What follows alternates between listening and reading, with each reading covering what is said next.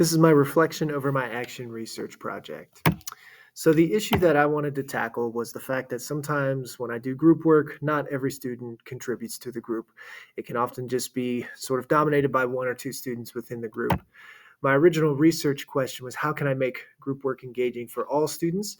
However, after talking with some of my colleagues and doing some research, I wanted to refine that a little bit to focus on individual responsibility and how can I measure that to make sure that individuals' ideas are showing up in the final product.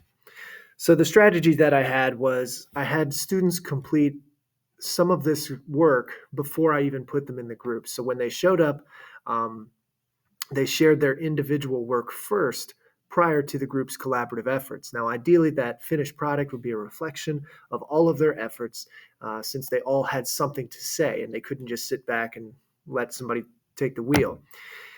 Overall, only about 70% success rate on that. I had 6 groups. 4 of the groups did present a product that was reflective of everybody's work, but 2 of them did not. And essentially, what happened was they just kind of went with the group of or went with the work of the student that they thought was the best.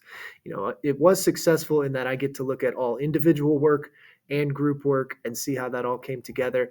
But I still had 2 groups where really they just kind of turned it over to one kid and he or she did it all, regardless of what the other people in the group said. So to refine that for the future, I think a couple strategies after I talked with some of my peers.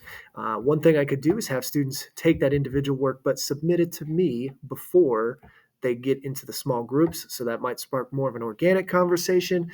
So they don't feel like they're just reading off a paper. They feel like they're actually talking to each other. I can also group students determine or group students based on the data that I collected from this process. So if I have some groups where some students were a little more um, dominating in their approach, I can put them together and let them kind of work together and they'll have to collaborate. And also, a big piece that I realized was I needed to model what synthesis of information looks like ahead of time. And I could do that pretty quickly. But, like, what does it look like if 4 ideas come to the table? How do we turn that into one?